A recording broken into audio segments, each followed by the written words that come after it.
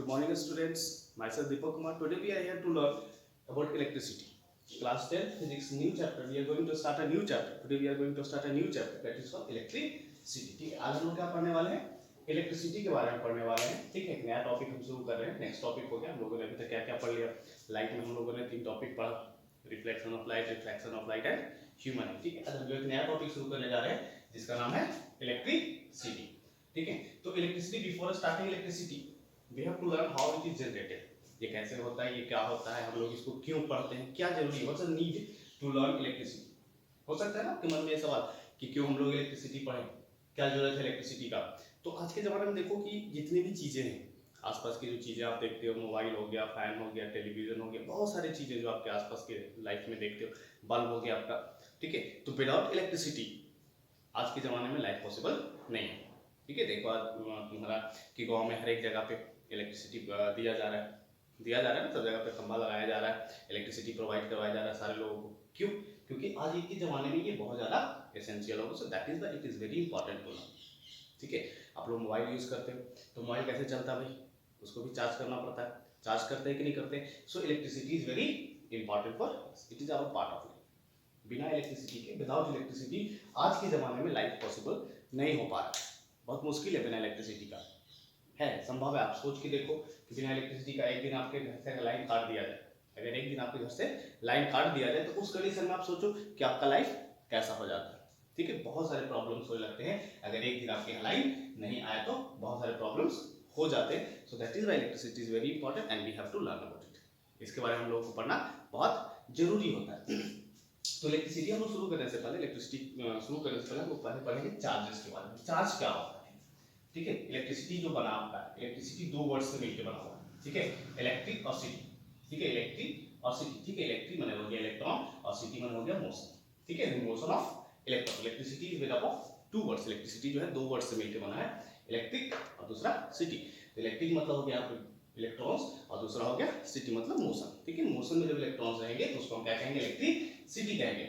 चलिए पहले हम देखते हैं चार्जेस के बारे में पढ़ लेते हैं. चार्जेस से बना इलेक्ट्रॉन. जैसे कि हम बात करते हैं अगर कि दुनिया में जितनी भी चीजें बनी होती हैं, ठीक है, वो एटम से बने होते हैं. किससे बने होते हैं? स्मॉलेस्ट पार्टिकल से बने होते हैं. आपने पढ़ा होगा क्लास 9th में एटम्स का इंट्रोडक्शन. एटम्स के बारे में आपने पढ़ा होगा क्लास 9 में. तो एटम्स के बारे में जब पढ़ा होगा तो एटम्स आखिर होता क्या है. Atoms is the smallest particle या fundamental particle of the any material. किसी भी मटेरियल का, किसी भी चीज का जो फंडामेंटल पार्टिकल्स होते हैं उसी को हम क्या कहते हैं, एटम कहते हैं. Atoms are made up of 3 particles, 3 subatomic particles आते हैं. 3 सबएटॉमिक पार्टिकल्स होते हैं. कितने सबएटॉमिक पार्टिकल्स होते हैं? 3 सबएटॉमिक पार्टिकल्स होते हैं. पहला होता है जिसको हम लोग कहते हैं इलेक्ट्रॉन, प्रोटॉन और न्यूट्रॉन. There are many theories based on it. इसमें बहुत सारी थ्योरीज बेस्ड हैं, लेकिन हम लोग जो पढ़े थे 9th क्लास में जो सबसे बेस्ट थ्योरी था बोस का, बोस मॉडल ऑफ एटम. हम लोगों ने पढ़ा था बोस मॉडल ऑफ एटम. अब उसमें क्या है कि बताया गया कि इलेक्ट्रॉन जो होते हैं, यहाँ पे न्यूक्लियस होता है और इसके चारों तरफ क्या होता है, इलेक्ट्रॉन्स मोशन होता है. ये बताया गया, ऐसा ही कुछ बताया गया आपको. इलेक्ट्रॉन जो होता है वो कंटिन्यूअसली क्या करता है, इसके चारों तरफ घूम रहा होता है, मोशन में होता है. ये बताया गया था ना. तो जितने भी दुनिया में जितने भी मटेरियल्स बने होते हैं, जितनी भी चीजें होती हैं, वो सब के सब किससे बने होते हैं, एटम से बने होते हैं. किससे बने होते हैं, एटम से बने होते हैं. और एटम्स किस चीज, 3 चीजों से बना होता है, 2 चीजों से बना होता है. आपका एक पॉजिटिव पार्टिकल होता है, एक नेगेटिव पार्टिकल होता है. उसमें एक और पार्टिकल होता है जिसको हम न्यूट्रॉन भी कहते हैं. Proton, neutron and electron. 3 particle इसके अंदर होते हैं. एक होता है प्रोटॉन, दूसरा होता है न्यूट्रॉन और तीसरा होता है इलेक्ट्रॉन. तो प्रोटॉन और न्यूट्रॉन जो होता है that lives inside the nucleus. ये न्यूक्लियस के अंदर आते हैं, ये अंदर आते हैं, इनसाइड द न्यूक्लियस रहते हैं. ये दोनों जो पार्टिकल, ये इलेक्ट्रॉन जो होता है इसके चारों तरफ क्या कर रहा होता है, मोशन कर रहा होता है, मूव कर रहा होता है. ठीक है, ये चीजें हम लोगों ने पढ़ा था. तो इसमें देखो होता क्या है कि जितने इलेक्ट्रॉन्स होते हैं उतने प्रोटॉन्स होते हैं. Number of proton, number of electrons हैं. आपने पढ़ा है या नहीं पढ़ा तो जान लो. Number of proton is equal to number of electron. ठीक है, जितने प्रोटॉन्स होते हैं उतने क्या होते हैं, इलेक्ट्रॉन्स होते हैं. Number of protons is equal to number of electrons. Number of proton और नंबर ऑफ इलेक्ट्रॉन्स बराबर हो जाएंगे तो कोई भी एटम्स, जैसे नेगेटिव और पॉजिटिव चार्ज है तो जितना नेगेटिव उतनी पॉजिटिव. तो आपने पढ़ा होगा नेगेटिव और पॉजिटिव होने के बाद क्या हो जाता है, जैसे मान लो कि माइनस आएगा प्लस आएगा, दोनों मिला के क्या आ जाता है, 0.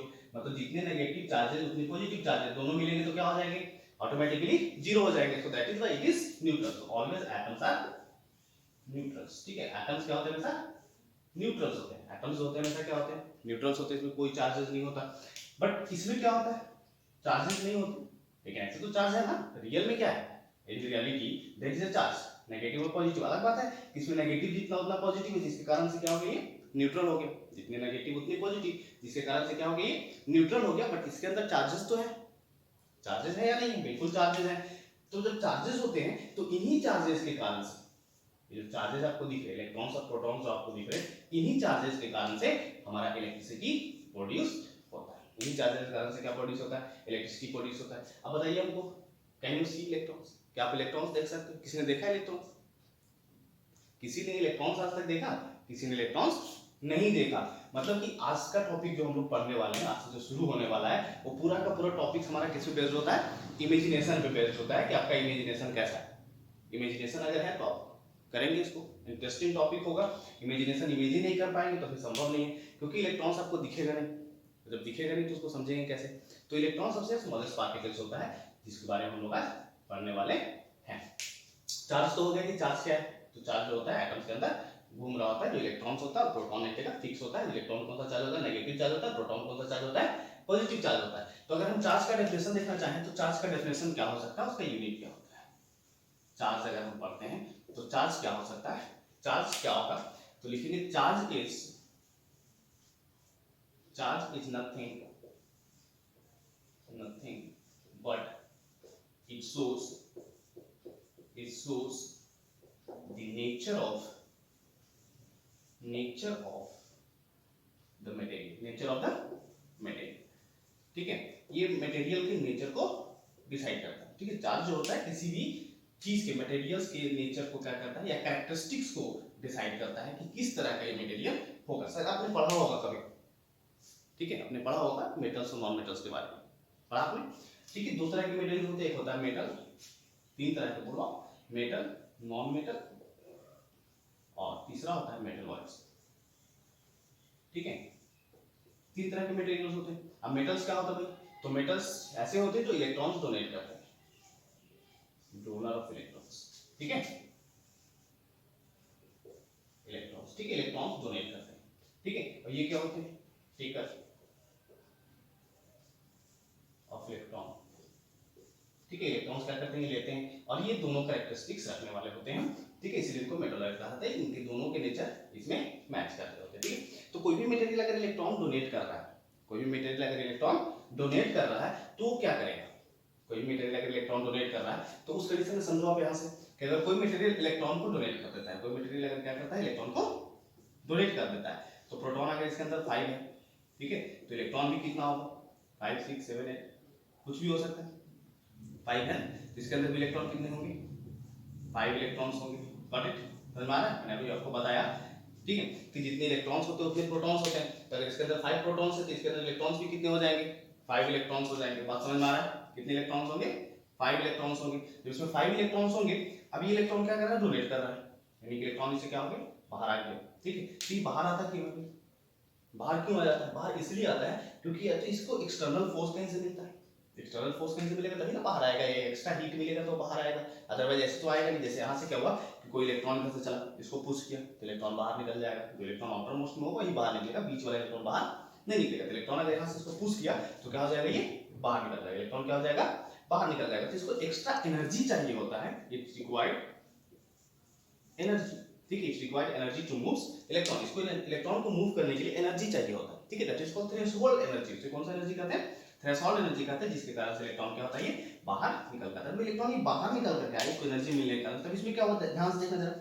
प्रोटॉन कितने हो गए, 5, प्रोटॉन तो 5 ही रहेंगे, लेकिन इसमें तो आपका जो इलेक्ट्रॉन है वो कितना हो गया, 4 इलेक्ट्रॉन हो गए। प्रोटॉन इसमें कितने हो गए, 5, इलेक्ट्रॉन हो गए 4, मतलब कैसा पार्टिकल हो गया, ये जो चार्ज जो बना आपका वो कैसा पार्टिकल हो गया, पॉजिटिवली चार्ज पार्टिकल। कैसा पार्टिकल हो गया, पॉजिटिवली चार्ज पार्टिकल हो गया। तो इससे हमको पता चलता है कि जो मटेरियल है वो कौन से नेचर का है, पॉजिटिव नेचर का। इसका कैरेक्टरिस्टिक्स शो कर रहा है कि पॉजिटिव नेचर का है, और पॉजिटिव नेचर के जो मटेरियल्स होते हैं उन्हें हम क्या कहते हैं, मेटल्स कहते हैं, ठीक है। तो इससे चार्जेस से हमको पता चलता है इसके नेचर्स के बारे में, इसके कैरेक्टरिस्टिक्स के बारे में कि किस तरह का मटेरियल हो सकता है, ठीक है। There different definition is written in different books, different books में आप देखोगे तो डिफरेंट डिफरेंट टाइप के डेफिनेशन लिखे होते हैं, तो मुझे समझ में आया, मैंने यहाँ पे आपको समझा दिया, ठीक है। बात करते हैं इसके एसआई यूनिट की, एसआई यूनिट क्या होता है इसका, तो लिखते हैं यहाँ पे लिखते हैं SI unit of charge, charge is coulomb,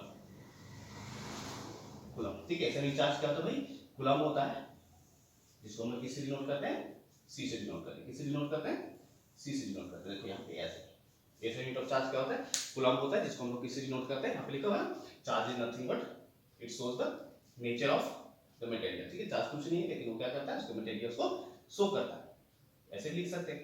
या फिर सीधा लिख सकते हैं charge shows the nature of the material, SI unit of charge is coulomb. तो चार्ज का जो SI यूनिट होता है वो क्या होता है, कूलम होता है। चार्ज जो वेरी इंपॉर्टेंट थिंग है, या फिर ऐसे कर सकते हैं charge shows the nature of the, ठीक है, ओके। कूलम C से डिनोट करते हैं इसको, it is denoted by C। अब चार्जेस के बारे में पढ़ेंगे, there are two state of charges, ठीक। तो हम लोग पढ़ेंगे state of charges, state of charges, ठीक है। चार्जेस के स्टेट के बारे में पढ़ेंगे, ठीक है। स्टेट ऑफ चार्जेस, चार्जेस का स्टेट पढ़ेंगे। तो there are two state of charges, है ना। कितने स्टेट होते हैं, there are two states of charges, there are two states of charges, है ना। चार्जेस कितने स्टेट्स होते हैं चार्जेस के, दो स्टेट्स होते हैं। एक स्टेट क्या होता है, पहला हो जाएगा रेस्ट और दूसरा हो जाएगा मोशन, है। दो चार्जेस होते हैं स्टेट्स के, एक होता है रेस्ट और दूसरा होता है मोशन, ठीक है। तो एक्चुअली रेस्ट और मोशन की हम बात करें तो एक रेस्ट में होता है, दूसरा किस में होता है, मोशन में होता है। दो तरह के चार्जेस हो गए, एक रेस्ट में रहेगा, दूसरा मोशन में रहेगा, ठीक है। तो क्या चार्जेस मूव करते हैं या चार्जेस रेस्ट में होते हैं, चार्जेस कहीं नहीं होते, चार्जेस एक्चुअली किसी और पे होते हैं, चार्जेस एक्चुअली किसी और पे होते हैं। Charges carried bye electrons, charges carried bye electrons और प्रोटॉन। चार्जेस किसके द्वारा कैरी किए जाते हैं, इलेक्ट्रॉन्स और प्रोटॉन्स के द्वारा किए जाते हैं। चार्जेस किसके द्वारा कैरी किए जाते हैं, इलेक्ट्रॉन्स और प्रोटॉन्स के द्वारा कैरी किए जाते हैं। जैसे आपको इलेक्ट्रॉन जो हो गया, क्या हो गया, जैसे गाड़ी हो गई, बस हो गया, ट्रक हो गया, जो भी इलेक्ट्रॉन हो गया वो, और उसके ऊपर लोड हो जाते हैं कौन, चार्जेस। जब इलेक्ट्रॉन चलेगा तो उसके साथ में कौन चलेंगे, उसके साथ साथ कौन चलेगा, चार्जेस भी चलेगा। बात समझ में आ रहा है कि जो इलेक्ट्रॉन्स हैं, इलेक्ट्रॉन एक तरह से कहो तो गाड़ी हो गया, ट्रांसपोर्ट, ठीक है।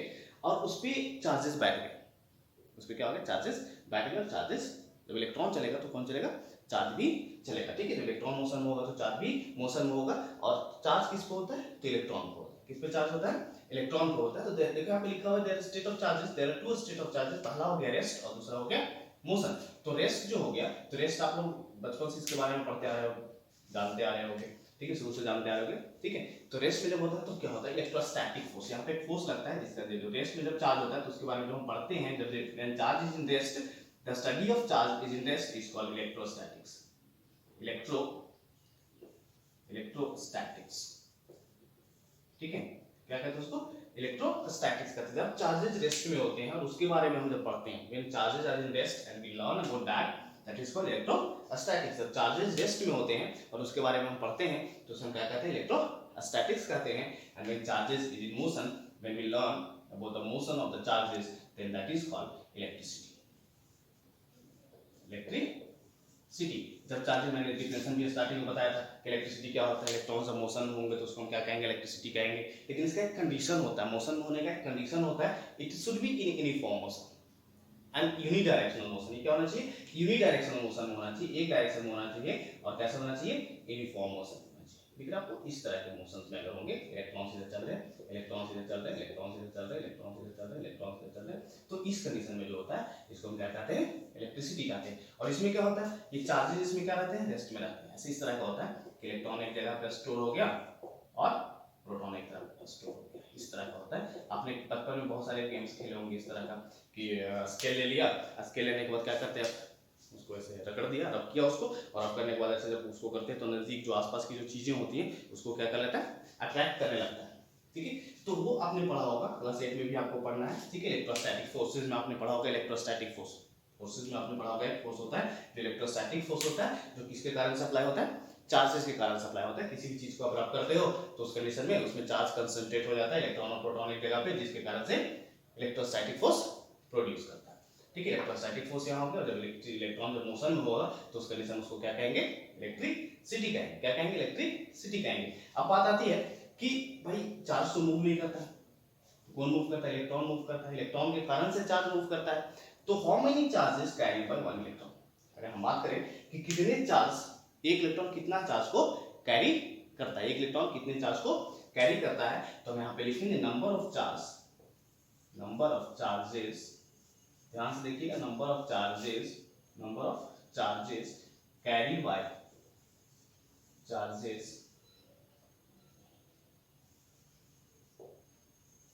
Bye one electron is equal to 1.6 into 10 to the power minus 19 coulomb. देखो इलेक्ट्रॉन की बात कर रहे हैं इसलिए माइनस हो जाएगा, इलेक्ट्रॉन की अगर बात करें ठीक है तो माइनस हो जाएगा, या charges carry by one electron और वन प्रोटॉन, जो भी हो, अगर वन प्रोटॉन भी लिखते हैं तो बात बराबर है, प्रोटॉन तो प्रोटॉन से अगर लिखते हैं तो बात बराबर, लेकिन सिर्फ यहाँ पे साइन चेंज कर जाएगा, 10 पावर माइनस 19 कूलम, यानी एक इलेक्ट्रॉन जितना चार्ज कैरी करेगा उतना ही चार्ज कौन कैरी करेगा, एक प्रोटॉन भी कैरी करेगा। लेकिन यहाँ पे जो चार्ज होगा, इलेक्ट्रॉन जो चार्ज को कैरी करेगा that will be negative, electron charge को कैरी करेगा वो किस चीज में हो जाएगा, नेगेटिव हो जाएगा, और जिस चार्ज को प्रोटॉन कैरी करेगा वो किस चीज में हो जाएगा, पॉजिटिव हो जाएगा। तो इसके बेसिस पे हम निकाल सकते हैं कि हाउ मेनी चार्जेस कैरी, कितने चार्जेस कैरी हो सकते हैं, एक इलेक्ट्रॉन या प्रोटॉन जब कैरी होगा तो उस कंडीशन में कितने चार्जेस कैरी हो सकते हैं, ठीक है। तो एक इलेक्ट्रॉन और प्रोटॉन को कैरी करेंगे तो कितना इलेक्ट्रॉन कैरी हो जाएगा, कितने चार्जेस कैरी होंगे, तो 1.6 इंटू 10 पावर माइनस 19 या 1.6 इंटू 10 पावर माइनस 19 माइनस में और प्लस में, यानी कि इलेक्ट्रॉन जितने भी चार्जेस कैरी करता है, एक इलेक्ट्रॉन कितना चार्ज कैरी करेगा, तो 1.6 into 10 power minus 19 coulomb electron, जो एक इलेक्ट्रॉन जो है इतने चार्ज को कैरी करता है।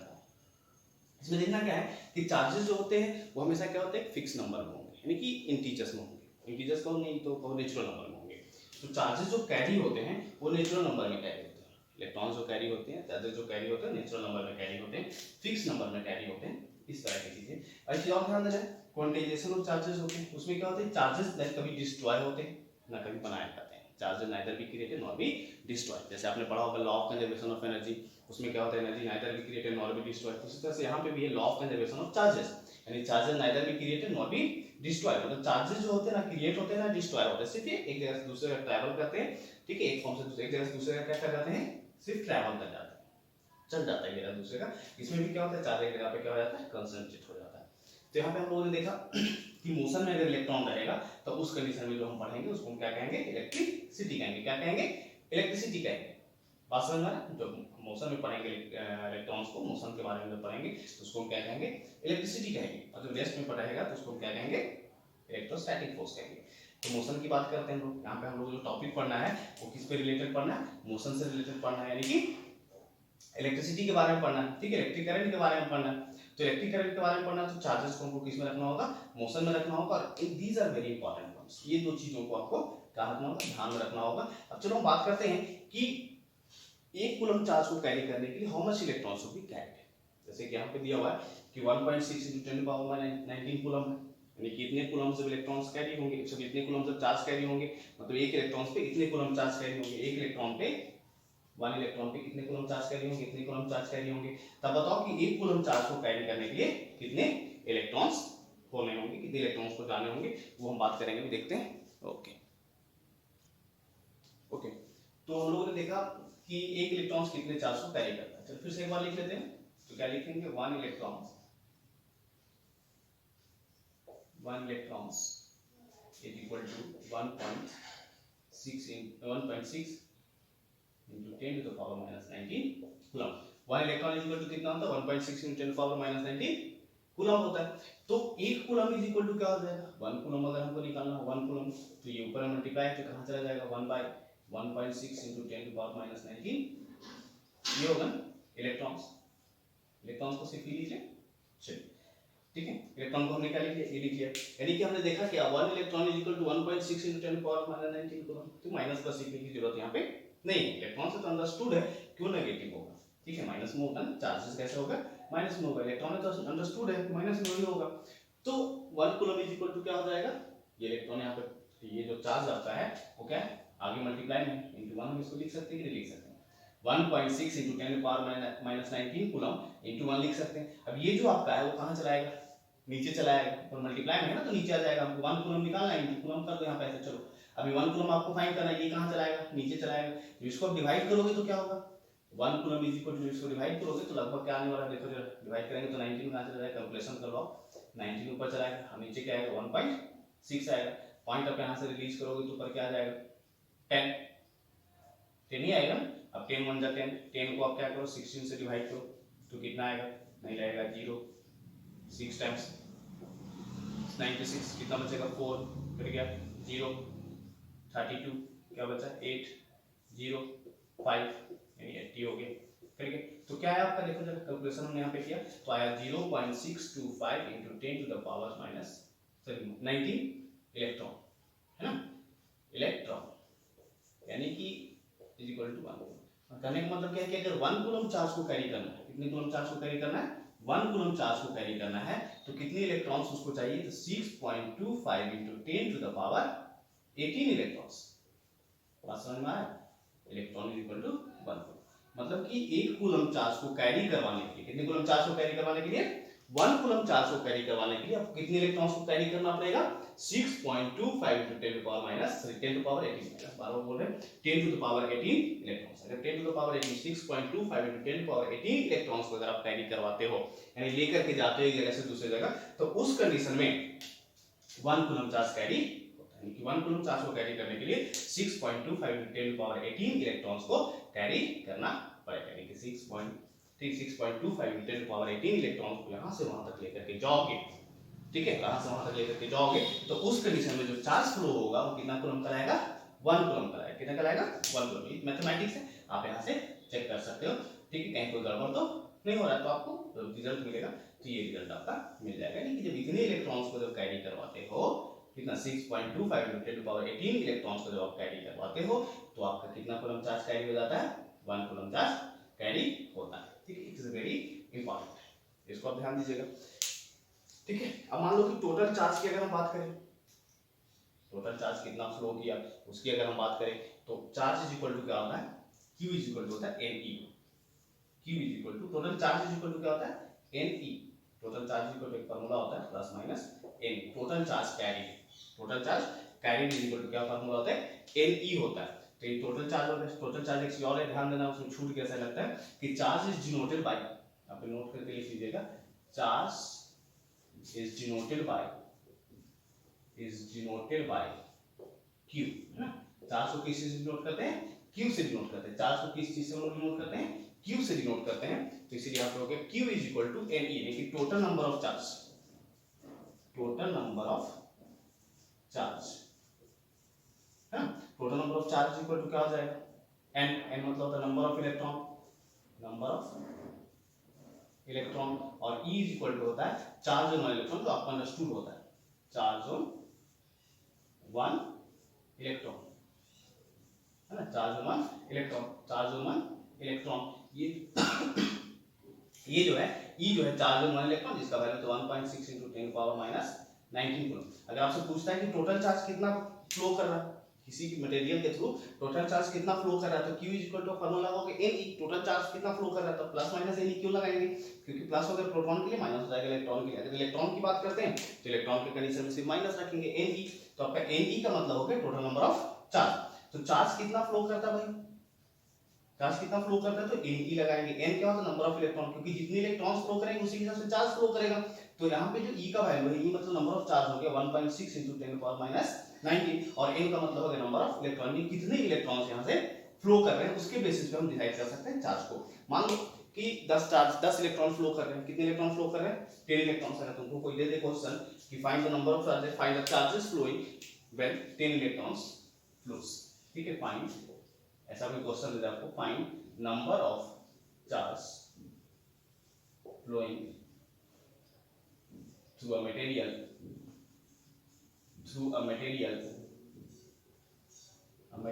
if 10 electrons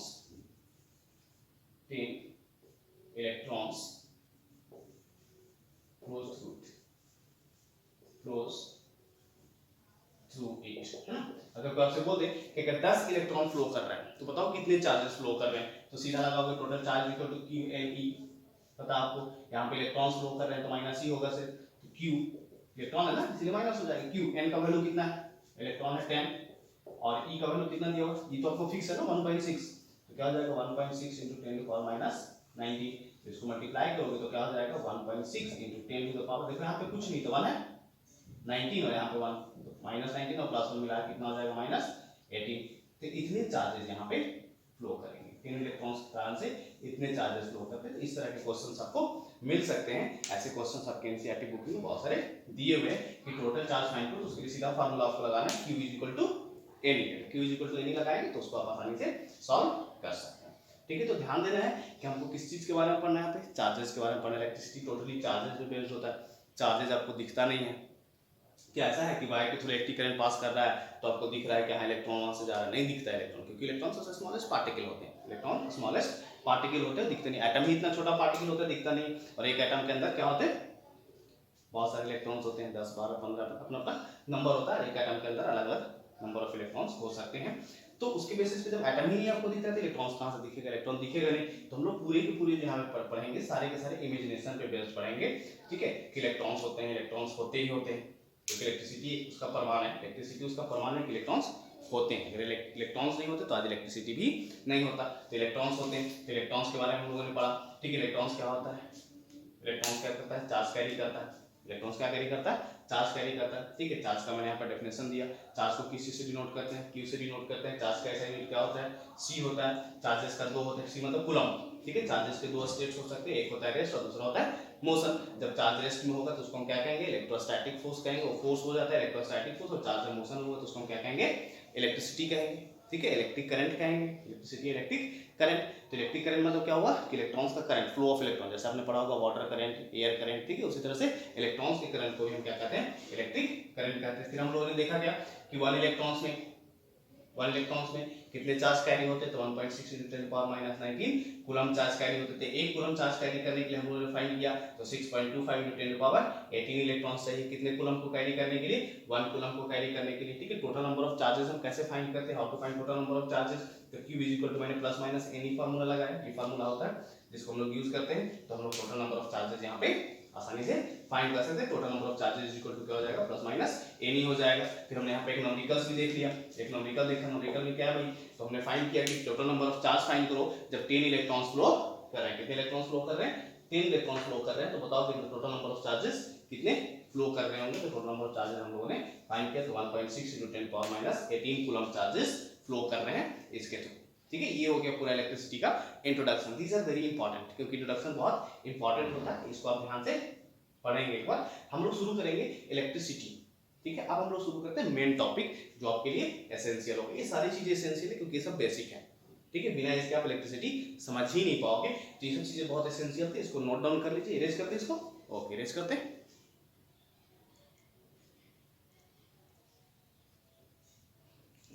अभी तक कितना मैंने बताया उससे जो डेफिनेशन क्लियर हो गया कि इलेक्ट्रिसिटी का डेफिनेशन क्या होना चाहिए, what should be the definition of electricity. जितना मैंने अभी तक आपको बताया उसके बेसिस पे आप इलेक्ट्रिसिटी का डेफिनेशन खुद ही आइडेंटिफाई कर सकते हो, लिख सकते हो। ठीक है, तो इलेक्ट्रिसिटी का डेफिनेशन क्या हो सकता है, 2 तरह के डेफिनेशन हम लिखेंगे इलेक्ट्रिसिटी का। तो इलेक्ट्रिसिटी का 2 तरह का डेफिनेशन लिखते हैं, क्या क्या हो जाता है। एक चीज और ध्यान देना कि इसमें इलेक्ट्रॉन्स ही मूव करते हैं। कौन मूव करते हैं, इलेक्ट्रॉन्स। अब तुम पूछोगे कि इलेक्ट्रॉन्स ही क्यों मूव करते हैं, प्रोटॉन्स क्यों नहीं, क्योंकि प्रोटॉन्स न्यूक्लियस के अंदर होते हैं। ठीक है, और एक्टिव जो होते हैं इलेक्ट्रॉन्स होते हैं वो बाहर होते हैं, आउटर मोस्ट, और एक्साइटेड बहुत जल्दी होते हैं, इसके कारण से इलेक्ट्रॉन्स आसानी से मूव करते हैं। कभी तुम लोग देखते हो कि कोई भी चीज मटेरियल है जिसके अंदर न्यूक्लियस मूव करके, न्यूक्लियस चार्जेस मूव करके, पॉजिटिव चार्जेस मूव करके, पॉजिटिव चार्जेस मूव नहीं करता, हमेशा नेगेटिव चार्जेस मूव करता है, जिसके कारण से इस पे नेगेटिव और पॉजिटिव चार्जेस होते हैं। अमाउंट ऑफ इलेक्ट्रॉन्स के कारण से इलेक्ट्रॉन बढ़ जाता है, घट जाता है। सिर्फ इलेक्ट्रॉन घटता बढ़ता है, प्रोटॉन रिमेन ऑलवेज कांस्टेंट, क्योंकि प्रोटॉन कहीं मूव नहीं करता है। Got it. तो इलेक्ट्रिसिटी क्या होता है, तो इलेक्ट्रिसिटी को लिख सकते हैं हम लोग, flow of charges is known as electricity. ठीक है, फ्लो ऑफ चार्जेस, ऐसा पूरा डेफिनेशन लिख सकते हैं, flow of charges, flow of charges, charges per unit time, per unit time, per unit time is known as flow of charges per unit time is known as electricity, electricity, या फिर इसी को हम कहते हैं इलेक्ट्रिक करंट, इलेक्ट्रिक करंट है ना। कुछ लोग क्या बोलते हैं, इलेक्ट्रिक करंट, या सिर्फ इसको लाइन बोलते हैं हिंदी में, ऐसा कुछ बोलते हैं, लाइन मारती है। ठीक है, इलेक्ट्रिक करंट, इलेक्ट्रिक करंट, ठीक है, इलेक्ट्रिक करंट, इसको कहते हैं इलेक्ट्रिक करंट। क्या कहते हैं? Electric current. इसको क्या कहते हैं लोग? इलेक्ट्रिक करंट कहते हैं।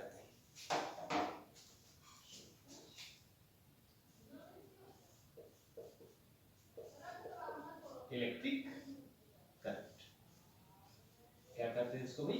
इलेक्ट्रिसिटी को हम लोग क्या कहते हैं? इलेक्ट्रिक करंट कहते हैं।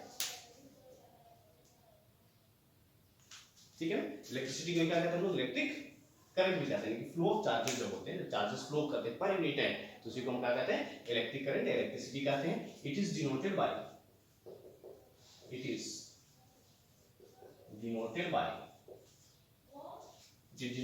आई। इसको किससे डिनोट करते हैं हम लोग? इलेक्ट्रिक करंट हम लोग किससे डिनोट करते हैं? इलेक्ट्रिसिटी को हम लोग किससे डिनोट करते हैं? आई से डिनोट करते हैं। एंड इट्स एसआई यूनिट,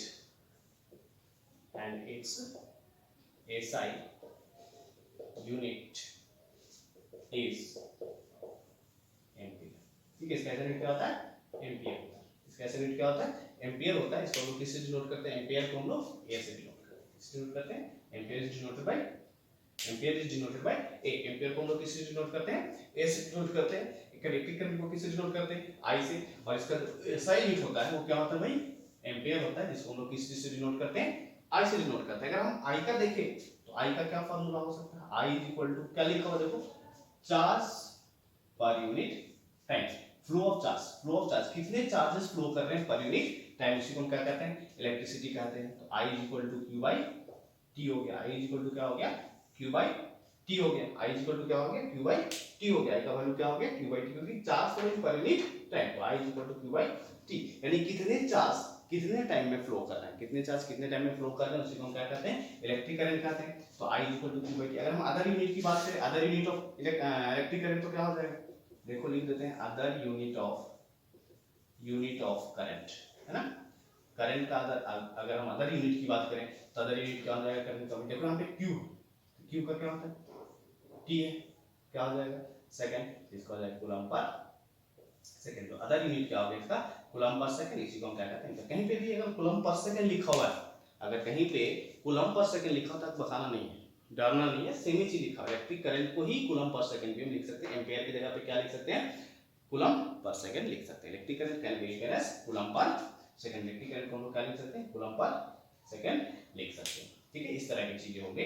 तो आपका जो इलेक्ट्रिक करंट होगा I is equal to Q by T. आपको पता है क्यू का value, how to find value of Q? Q का वैल्यू कैसे फाइंड करते हो आप? पता है आपको? I इज इक्वल टू, इसको कर लो इक्वेशन नंबर 1, काम देगा आगे। I is equal to Q by T and Q is equal to NE by T हो गया। Q इज इक्वल टू क्या हो गया भाई? NE। आपको पता होगा नंबर ऑफ इलेक्ट्रॉन्स। Q क्या है? देखो यहाँ पे Q जो है टोटल चार्ज, Q क्या है यहाँ पे? टोटल चार्ज, है ना। और T क्या है यहाँ पे? टाइम। T क्या है? टोटल टाइम है। और I क्या है? इलेक्ट्रिक करंट, है ना। इलेक्ट्रिक करंट, I क्या है? Electric current. Q क्या है? Total charge. और T क्या है? टाइम। हम Q का फार्मूला पहले हम लोगों ने देखा कि Q इज इक्वल टू क्या होता है?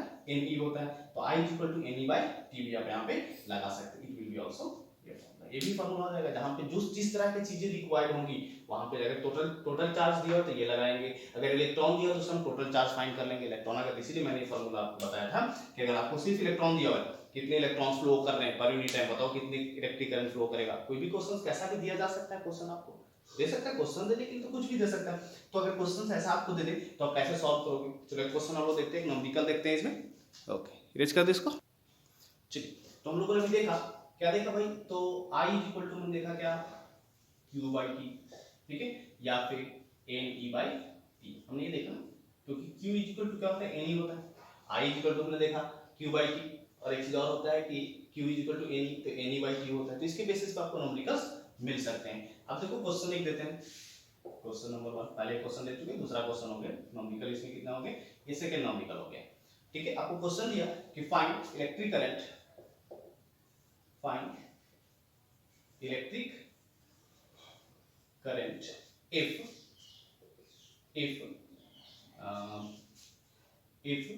मान लो आप 10 to the power 20 electrons flowing through the wire in 1 minute, है ना। ध्यान देना जो क्वेश्चन में लिखा, क्या लिखा हुआ है कि फाइंड इलेक्ट्रिक करंट, ठीक है, इलेक्ट्रिक करंट आपको फाइंड करना है if 10 into 20 10 to the power 20 electrons flowing through the wire in 1 minute. बोलता है कि 1 मिनट में कितने वायर्स फ्लो, कितने इलेक्ट्रॉन्स फ्लो कर रहे हैं, 1 मिनट में कितने इलेक्ट्रॉन फ्लो कर रहे हैं, 10 to the power 20 electrons flow कर रहे हैं। तो आपको क्या फाइंड करना है, आई फाइंड करना है। क्या फाइंड करना है, आई फाइंड करना है। तो आई इज इक्वल टू क्या होता है, ठीक है। तो चलो हम देखते हैं यहाँ पे दिया क्या है, डेटा क्या दिया हुआ है। तो डेटा में आपका इलेक्ट्रॉन दिया हुआ है, n is equal to, n is given 10 to the power 20, ठीक है। इतने इलेक्ट्रॉन्स टोटल दिया हुआ आपका। टाइम इज इक्वल टू क्या दिया हुआ है, 1 मिनट। तो 1 मिनट अगर टाइम आपका दिया हुआ है तो टाइम को ध्यान देना है कि time should be in second.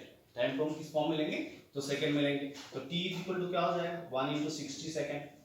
तो क्या होगा भाई, t is equal to 60 second आपका पूरा आ जाएगा ना। 1 मिनट दिया होता है तो टाइम इज इक्वल टू कितना हो गया, 60 सेकंड हो गया।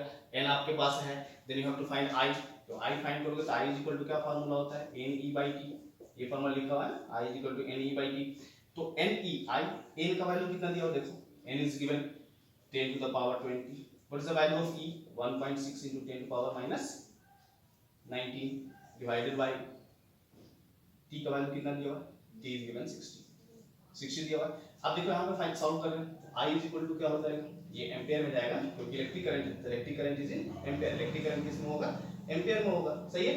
अब इसको सॉल्व करो तो क्या आएगा, देखो मल्टीप्लाई करो तो 1.6 into 10 19 और प्लस 20 डिवाइडेड बाय 60, ऐसा कुछ होगा, है ना। देखो -19 + 20 ये हो गया। Then I is equal to क्या हो जाएगा, I is equal to 1.6 into 10/60 ampere, है ना। एम्पियर लिखते चलेंगे। Then I is equal to क्या हो जाएगा, 16/60 एम्पियर। जब इसको आप डिवाइड करोगे तो क्या आ जाएगा, I is equal to divide करके देख लो ना फिर, 16 डिवाइडेड बाय 60 तो 0.0 कितना आएगा, सॉरी 6 तो लग रहा था, हाँ 6 तो लग ही रहा था, 0.0 1, ठीक है। 0 याद आएगा कितना 4, फिर उसके बाद 0 देंगे तो कितना आएगा 6 टाइम्स, ठीक। तो आगे 0.26 एम्पियर। इसे कितना एम्पियर का करंट फ्लो करेगा, 0.26 एम्पियर का करंट फ्लो। सोचो 1 एम्पियर का करंट फ्लो करने के लिए कितने इलेक्ट्रॉन्स फ्लो करने पड़ जाएंगे, बहुत सारे इलेक्ट्रॉन्स फ्लो करने पड़ जाएंगे। तो 1 एम्पियर इलेक्ट्रॉन्स को, 1 एम्पियर करंट को फ्लो करने के लिए कितना कूलम्ब चार्ज को फ्लो करना पड़ेगा, तो 1 कूलम्ब चार्ज को फ्लो करना पड़ेगा 1 सेकंड में। चलो हम देखते हैं, अब यहाँ पे डिफाइन कर लेते हैं 1 एम्पियर करंट। ये तो समझ में आया ना कि I इज इक्वल टू कितना हो गया, 0.26 एम्पियर। अगर इतना एम्पियर करंट फ्लो करेगा, इतने इलेक्ट्रॉन्स अगर फ्लो कर रहे हैं मतलब कि 0.26 एम्पियर करंट फ्लो कर रहा है। इतने इलेक्ट्रॉन्स अगर फ्लो करेंगे तो मतलब उससे कितने इलेक्ट्रॉन फ्लो कर रहा है, 0.26 एम्पियर करंट फ्लो कर रहा है। तो सोचो कि अगर 1 एम्पियर करंट फ्लो करना होगा, अगर 1 एम्पियर करंट फ्लो करना होगा तो कितने इलेक्ट्रॉन्स फ्लो करेंगे, कितना तेजी से इलेक्ट्रॉन्स फ्लो करेगा। जैसे हम लोग किसी इलेक्ट्रिक वायर को पकड़ लेते हैं ना, तो आपने देखा होगा बाल खड़े हो जाते हैं मूवी वगैरह में, ठीक है। रियल में ऐसा नहीं होता है, लेकिन हाँ कितने सारे इलेक्ट्रॉन्स आपके बॉडी से फ्लो कर जाते हैं, बहुत सारे इलेक्ट्रॉन्स आपके बॉडी से फ्लो कर जाएंगे। अभी हम यहाँ पे देख लेते हैं कुछ चीजें, ठीक है। 1 एम्पियर के बारे में डिफाइन करेंगे। मान लो अगर कुछ कोई तुमको बोल दे what do you mean by 1 ampere current. अगर 1 एम्पियर करंट की बात करते हैं कि 1 एम्पियर करंट क्या होता है, इसको रेज कर लें, ओके इसको रेज करते हैं, उसके बाद देखते हैं हम लोग 1 एम्पियर करंट होता क्या है। अगर तुमसे कोई पूछ दे कि what do you mean by 1 ampere current, तो कैसे डिफाइन करोगे 1 एम्पियर करंट, ना दो तरीके का डेफिनेशन हो सकता है 1 एम्पियर करंट में, ठीक है। 1 एम्पियर करंट में दो तरह के डेफिनेशन क्या क्या हो सकते हैं, देखते हैं हम लोग 1 एम्पियर करंट क्या होता है। तो 1 एम्पियर करंट शुरू करते हैं। अगर तुमसे पूछ दे what do you mean by unit current, है ना, ऐसा कोई पूछ देता है what do you mean by unit current, है ना, यूनिट करंट, ठीक है।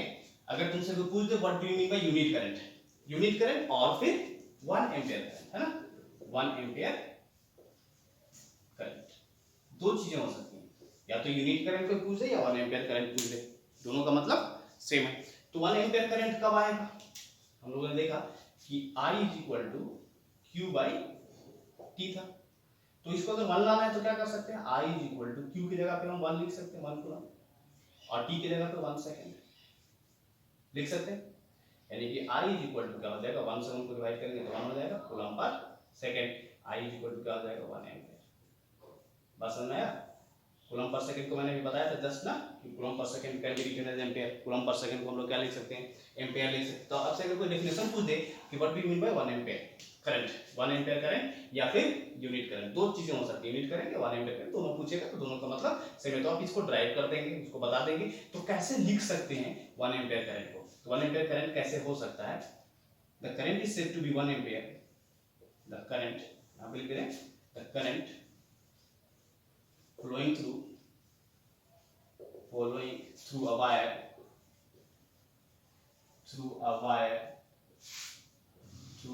is said to be 1 ampere, है ना, is said to be 1 ampere। किसी वायर के थ्रू जो करंट फ्लो कर रहा है 1 एम्पियर कहलाएगा 1 ampere if 1 coulomb charge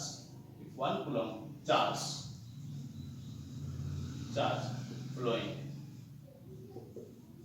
in 1 second, है ना, यानी कि 1 कूलम चार्ज 1 सेकंड में फ्लो कर रहा है। 1 कूलम चार्ज कितने सेकंड में फ्लो कर रहा है, 1 सेकंड में जो फ्लो करेगा तो उसे हम क्या कहेंगे, 1 एम्पियर करंट कहेंगे। अगर किसी वायर के थ्रू 1 कूलम का चार्ज 1 कूलम का चार्ज फ्लो कर रहा है कितने सेकंड में, 1 सेकंड में। अगर 1 कूलम का चार्ज फ्लो कर रहा है तो उसे हम क्या कहेंगे, 1 एम्पियर कहेंगे। ठीक है, तो 1 कूलम चार्ज का मतलब क्या होता है, 1 कूलम चार्ज आपको मैंने बताया था कि 1 कूलम चार्ज मतलब कितने इलेक्ट्रॉन्स होते हैं। चलो यहाँ पे देख लो, 1 कूलम चार्ज का मतलब क्या होता है, 6.25 into 10 to the power 18 electron.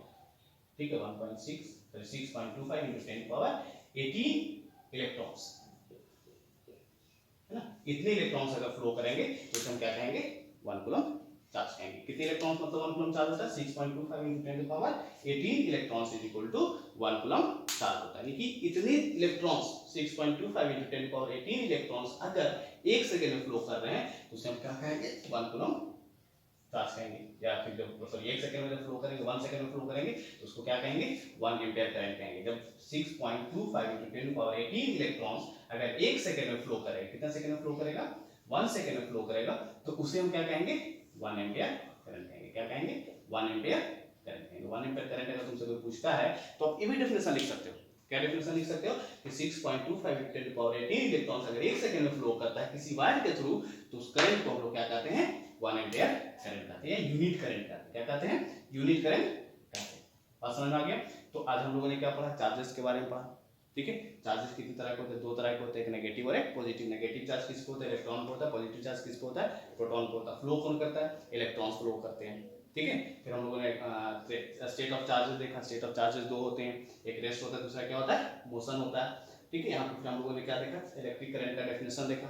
ठीक है, रेस्ट के बारे में हम लोग नहीं पढ़ना क्योंकि रेस्ट के बारे में इलेक्ट्रोस्टैटिक फोर्स है, that we have to learn in class 12।